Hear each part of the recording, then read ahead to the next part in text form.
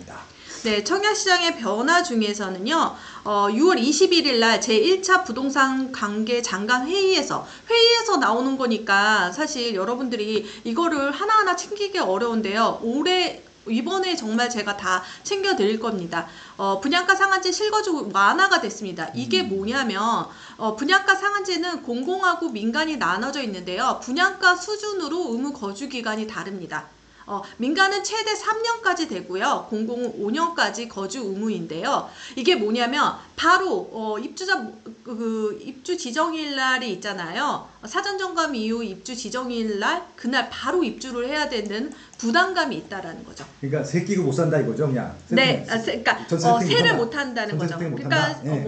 신축 전세 금지 아파트예요. 예. 그런데 그거를 입주일에 상관없이 그 기간만 충족하면 되겠다. 이건 비과세 요건하고 되게 비슷하죠. 비과세 요건 같은 건 바로 들어가서 하는 거보다는 뭐 2년 보유하고 뭐 이런 것들이 있잖아요. 요게 돼서 사실 숨통이 튀었다라고 의무 기간이 딱 정해져서 들어가는 거에 대해서 조금 불합리하다라고. 그러니까 이번 정부 같은 경우는 거주에 대한 것들을 많이 풀어줬습니다.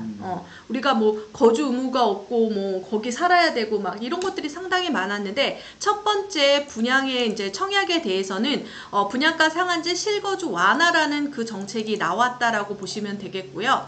그 다음에 두 번째로는요, 지방광역시가 9월 26일 조정지역 대상이 해제가 됐습니다.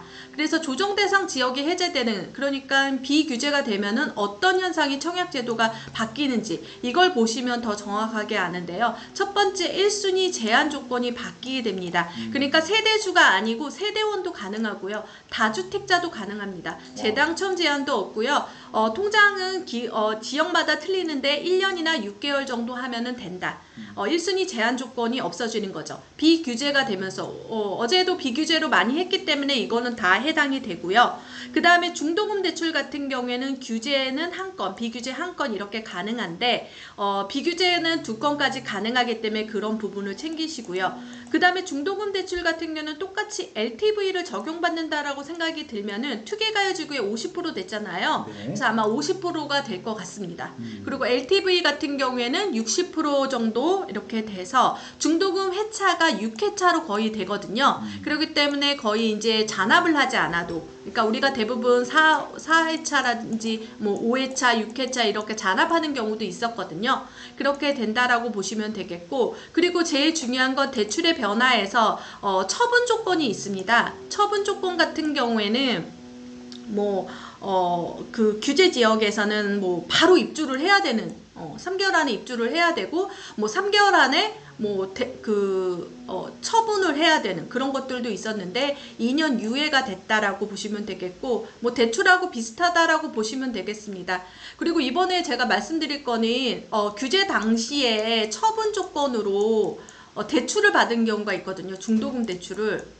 그러면 중도금 대출을 처분 조건을 받아서 처분을 하지 않으면 중도금 대출을 얘기를 하는 겁니다. 그럴 때는 3년 기간 뭐 주택담보대출에 페널티가 있는데요. 이게 바로 비규제가 바뀌면서 이것에 대해서 적용받지 않는다라고 합니다. 그래서 대출의 부분도 많이 바뀐다라는 거 제일 중요하고요. 그리고 전매 제한이 해제가 되는 거죠. 사실 규제 지역 같은 경우는 소유권 이전 전매 금지이기 때문에 그런 부분이 없어지는데요. 단 중요한 건 6대 강여시라든지 수도권은 그냥 기존의 소유권 이전 전매 금지가 유지되고 있습니다. 그렇죠. 이 부분을 또 따로 설명을 해 드리려고 합니다. 네. 지금 이 부분은 규제 지역에서 비규제로 변할 때 3가지 팩트를 기억하셔야 됩니다.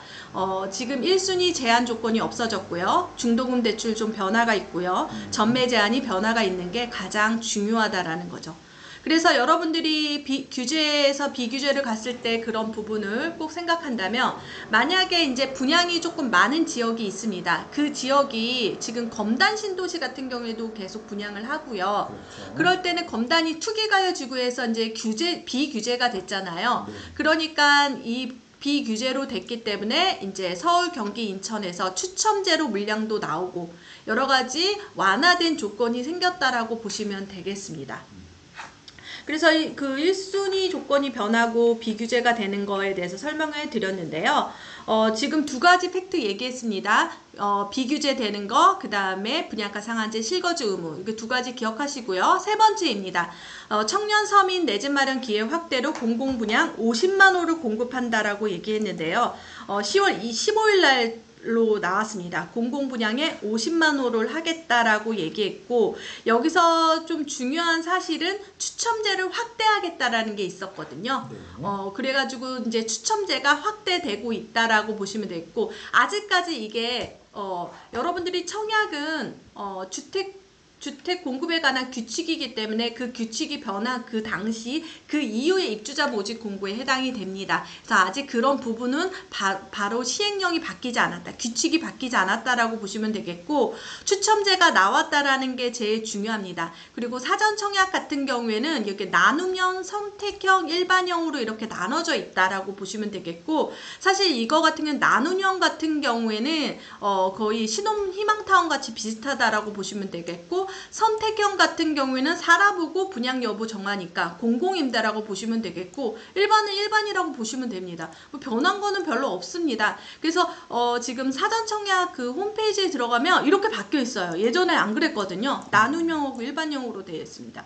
이게 뭐냐면 뭐 신혼희망타운이라고 생각하시면 뭐 70% 정도 시세를 뭐 보장해주는 그렇게 되고 있기 때문에 지금 23년 말까지 이렇게 계속 되고 있다라는 거 보시면, 아, 내가 사전 청약으로 무엇을 해야 되겠다라는 것도 보이는 거죠. 그래서 지금 10월 15일 날 버전으로는 나하고 좀 관련 있다고 생각되는 건 청년 주택이 나온다라는 거, 청년 특공이 신설된다라는 거, 그리고 추첨제가 나온다라는 게 가장 제일 중요하다라는 거죠. 그래서 여러분들이 이제 청약 제도 중에 바뀌는 것 중에서 조금 꼼꼼하게 챙기면 많은 혜택을 볼 수 있다라는 겁니다. 사실 내 집 마련이라는 거 측면에서 이제 공공이란 부분은 사실 정말 싸거든요. 네. 저렴하고 그러기 때문에 실제적으로 주변보다는 저렴하기 때문입니다. 그래서 이렇게 청년 서민 내 집 마련 공공분양 50만 호 공급한다고 그랬고요.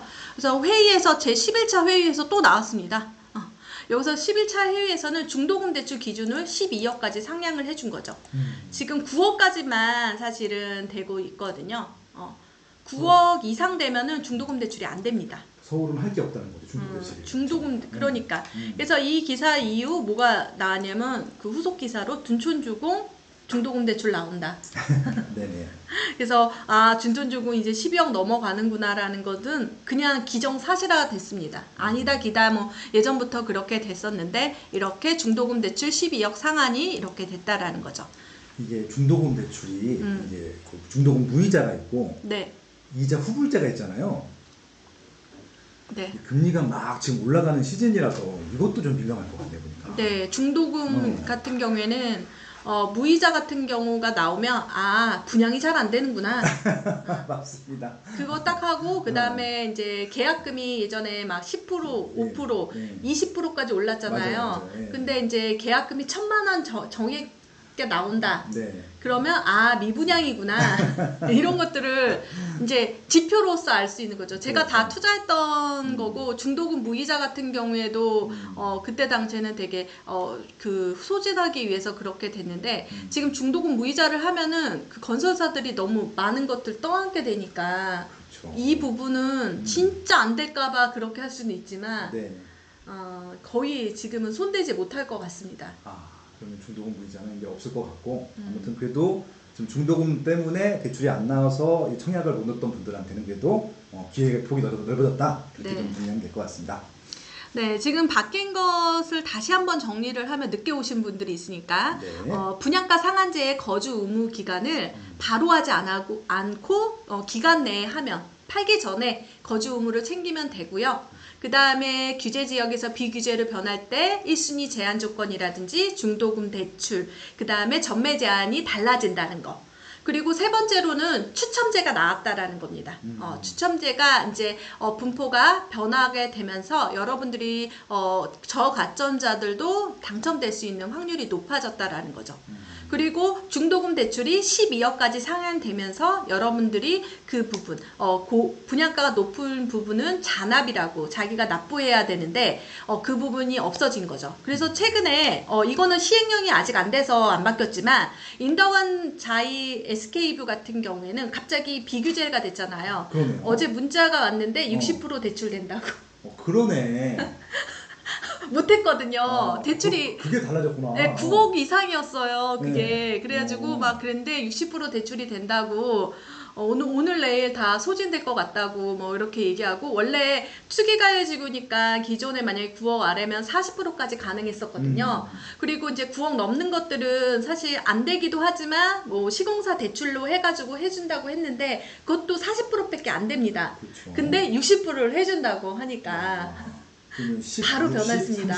네네. 그렇게 해서 중도금 대출이 변한다라는 건 여러분들이 이제 자기 돈으로 납부해야 되고 동계산이 조금 바뀐다라는 게 가장 큰 거겠죠. 거기 지금 선착순 분양. 네, 선착순 분양 중입니다. 좀 도움이 될까요, 그러면? 네, 도움이 되죠. 도움이 되는데 이제 음. 금리가 많이 오르기 때문에 그런 부분도 있지만 그래도 당장 돈이 안 들어가기 때문에 그렇죠. 만약에 40%이거나 이러면은 돈이 많이 들어가잖아요. 그렇기 때문에 이제 그 부분이 조금 상쇄될 수 있다라고 보시면 되겠습니다. IBP님이 워낙 그 청약의 전문가이기도 하고 안양의 딸 아닙니까? 네네. 그래서 그 여쭤보고 싶었어요. 네. 그 어떻게 생각하세요? 그 지역이요? 단지, 그 단지. 저는 그 지역을 아는 게 저희 엄마가 예전에 음. 하루아침에 경매를 당할 뻔 해가지고 정말 하루아침에 이사를 간 곳이 거기였습니다. 내손동의 빌라. 네네. 그래서 우왕. 네, 거기를 이제 지역을 알고 그 지역의 가치를 이제 알고 있는데요. 네. 인덕원하고 가깝잖아요. 그렇죠. 그 첫째 인덕원하고 가깝다라는 건 미래 가치를 우리가 알고 있었는데 작년에 이제 대한민국의 중심 인덕원이 되면서 인덕원이 너무 가격이 상승하다 보니까 그러니까 이번 규제도 마찬가지고 어떤 교통의제도 마찬가지고 그런데 제자리를 찾는 게 바로 부동산 시장의 힘이 아닐까라는 생각이 듭니다. 위치적으로 이제 나중에 이제 입지로서는 정말 좋은 곳이고요. 특히 사실 서울하고 가깝습니다. 가깝죠. 가깝죠. 과천만 지나면 바로 그렇게 되기 때문에 뭐 서울의 배우 수요를 받을 수 있는 곳이라고 생각이 들고요. 대규모 단지이기 때문에 또 시너지가 날 거고, 그 다음에 내손 나구역이 이제 이따 설명할 텐데, 그 부분도 이제 하기 때문에 그쪽 지역이 또 개발이 되는 거죠. 원래 그 앞쪽이 이제 포일자이, 그러니까 포일주공이었죠. 네. 포일주공이고 이름이 또 바뀌었는데 거기가 원래 이제 대규모로 재건축 정비 사업을 했던 곳이기 때문에 계속 변화가 있을 거라고 생각이 듭니다. 인도건 들어갔잖아요. 인도 네, 센트럴 자리로 바뀌었잖아요. 아, 네, 맞습니다. 포일자리 어떻게 한참 네. 찾았다니까. 네. 맞습니다. 그래서 이제 중도금 대출로 이제 변화되는 시장이 있고요. 그다음에 어제 이제 부동산 시장의 현황 중에서 두 가지가 바뀌었는데요. 사전 청약의 의무 폐지. 그러니까 사전 청약을 원래 해야 된다. 그러니까 사전 청약이 없어진다는 게 아니라 사전 청약을 원래 여기 오타입니다. 24년까지 74,000원으로 하려고 했는데 15,000원으로 줄여준다. 근데 이게 지금 상쇄되는 게 이게 줄어들면서 이거는 늘어나고 이게 뭐 50만 원을 하는데 이렇게 되니까 사전 청약을 굳이 미래의 수요를 당겨서 하지 말자 이런 취지인 것 같고요. 그 다음에 이제 2번이 제일 중요한데 이번에 무순위 청약의 거주지역 요건이 폐지됐습니다. 23년 1월부터 되고요. 입주자 모집 공고가 그 뒤에 이제 무순위 청약이 되면 그렇게 되는데 하나 포레나 미아 같은 경우 서울에 네, 미분양 났던 거 10번 했습니다. 10번 했죠. 10번이 아니라 4번인가 한 6번이었고 송도가 10번 했어요. 무순위가. 네. 그러니까 이건 너무 불합리하다라고 생각하고 왜 그러냐 봤더니 그 지역 사람만 하게 되니까. 그렇죠. 그러니까 그게 이제 무순위는 이제 조금 바운다리를 넓게 하자. 그래서 전국에 어디에 거주해도 무순위 청약은 하자. 근데 무순위 청약 중에서는 가장 중요한 무주택자는 그냥 유지해요. 이 시공구가 없어진 겁니다. 그렇죠. 그리고 예비 당첨이 원래 비규제는 40%고요. 네. 그 다음에 조정 대상 지역은 300%고 투기가해주구는 500%로 뽑습니다. 근데 그냥 500% 뽑자. 그러니까 웬만해서 여러분 이제 예비 당첨 들어갑니다. 네. 웬만해서 예비 당첨 들어가고요. 예비 당첨은 가점 순으로 합니다. 무조건. 무조건 가점 수로 하기 때문에 예비 당첨 여기까지 했는데도 안 된다. 그럼 무순위가 나오는데 이럴 때는 어디에 살아도 되는 거죠. 그리고 지금 같은 경우는 과천에서 이제 로또 분양이 났을 때 과천에 뭐 이사 가야 된다 막 그랬거든요. 무순위 때문에. 그렇죠. 근데 이제 안 그러셔도 됩니다. 그럼 조건은 동일한 거예요? 네, 무주택자만. 무주택자면. 무주택자면 이제 다 된다라는 거. 그래서 이번 11실 10 뭐라고 그래 이거지 이거를 1110 대책, 1110 대책에서는 이게 두 가지가 변했다라는 거죠. 그래서 청약시장에서 촘촘하게 많이 변화가 됐구나라는 것들을 느끼게 되는데요. 여러분들이 청약시장에서 어떻게 이제 접근해야 되는지를 한번 곰곰이 자기 자신과 자기가 청약하는 지역을 바꿔야 된다라는 거죠. 그래서 현재 청약시장의 문제점과 해결 방안을 한번 생각해 봤는데요. 네. 제가 볼 때는 4가지라고 보여집니다. 이 4가지 중에서 미분양이 가장 큰 거죠. 그렇죠. 미분양은 슬금슬금 온 게 아니라 정말 제가 많이 그래프로 볼 때 코브라처럼 옵니다. 분출합니다. 완전. 야, 코브라처럼. 완전 분출이에요. 분출. 갑자기 분출돼요. 미분양이 안 나다가. 그것은 근데 신호는 있어요. 분양을 해야지만 미분양이 나옵니다. 그렇죠, 당연하죠. 그렇기 때문에 분양하는 단지들을 봐야 되고요. 그렇죠. 그게 이제고 전매 제한이 지금 큽니다. 아까 그 6대 강력시랑 수도권 같은 경우는 전매자야. 아무리 규제 지역에서 비규제를 풀려도 전매 제한이 계속돼가지고 소유권 이전 전매 금지죠. 그게 이제 소유권 이전 전매 금지라는 건 분양권 상태에서 사고 파는 게 안 되고 이제 입주를 해야지만 그 입주가 아니라 집문서가 나와야지만 그때 매매가 되는 거거든요. 그래서 이게 상당히 부담스럽고 분양권 시장이 없어짐으로써 이거를 신중하게 청약을 하다 보니까 이것에 대해서 미분양이 이제 생기는 요인을 조금 작용할 수도 있습니다. 저게 그 기억이 나는 게 2011년도, 12년도에 이명박 정부 때 보금자리 주택들이 굉장히 많이 미분양이 있었어요. 네. 네, 그리고 그때 같이 분양했던 거고 위례, 별내, 삼성신도시 다 미분양이 있었던 이유 중에 하나가 7년 전매였어. 네, 7년 전. 네. 그게 이제 위례 같은 경우가 그래서 물건을 못 사지다가 그리고 또 이게 법칙이 뭐냐면 네. 전매 제한이 7년이고 8년 이거 풀리면 그 다음은 바로 올라요. 그래서 그때 못 사게 꽉 막아놓고 못 팔게 꽉 막아놓고. 그래서 그때 박근혜 정부 들어서면서 바로 그거 다 풀었잖아요. 그러니까 네. 전매가 다 없어지고 전매 제한이 없어지다 보니까 한 번에 끝났어요. 판교랑 위례가 그때 엄청 올랐거든요. 맞아요. 판교도 그게 그 부분이 3년 전매 금지인가 그렇게 돼 있을 때 갑자기 그래서 그때 사야 되나 이렇게 생각할 때 하다 보니까 바로 시세가 그러니까 제가 계속 얘기하지만 부동산 시장이 이렇게 왜곡되고 이렇게 왜곡될 때가 있잖아요. 규제로. 그렇죠. 그런데 이게 제자리를 찾게 된다니까요. 그럼요. 제자리 가죠. 이게 제자리를 찾는다는 게 되게 중요한 사실입니다. 지금이 이렇게 된다라고 치더라도 그래서 네. 전매 제한 같은 경우에는 왜 그러냐면 미분양이 날 때 누구의 힘을 빌려야 될까요? 네. 세 번째 있습니다. 네, 살 수 있는 사람들한테 사게 해야죠. 지금 당장. 그리고 먼저 움직이는 사람들한테. 네. 그리고 용기가 있는 사람들한테 해야 되는데 세 번째가 답이네요. 맞네요. 네. 다주택자가 움직입니다. 네. 이거는 다주택자가 살 수밖에 없는 게 미분양 같은 경우에는 지금 기회를 되게 많이 줬잖아요. 무주택자라든지 1주택자 그거에 대해서 청약을 했는데도 남고 그러면 무주택자나 1주택자가 그걸 접속 못 잡습니다. 못 잡죠. 왜냐면 기회를 줬는데도 못 잡는 거죠. 못 잡아요. 무주택자한테는 규제가 없었잖아요. 솔직히 말씀드리면. 예, 규제가 없었습니다. 예. 그런데도 안 산다고 하는 것은 살 가능성이 없는 거죠. 네네. 특히 마중물 역할은 전혀 못할 수밖에 없기 때문에 할 수 있는 사람들한테 일단 기회를 주는 게 맞죠. 그래서 다주택자가 청약 참여, 이거 청약보다는 분양권의 참여, 이 부분이 해결돼야 되지 않을까 싶고요. 네. 근데 무순위 같은 경우에는 이번에 그나마 어떤 현장의 소리를 들었다라고 보시면 되겠고, 지금 그래서 무순위 청약 같은 경우에도 이제 그 거주 조건이 없어지면서 좀 나아지고 있는 거죠. 그 지역 제한이 전혀 없는 거예요? 네, 지역 제한이 서울권도 다 되는 겁니다. 네, 알겠습니다. 그래서 이제 여러분들이 그런 입지를 조금 더 공부하시고 무순이 나왔을 때 하시면 더 좋을 것 같고요. 그래서 이제 청약 제도가 이렇게 많이 바뀌게 됐는데 제가 하반기 청약 시장을 한번 정리를 해봤는데요. 네.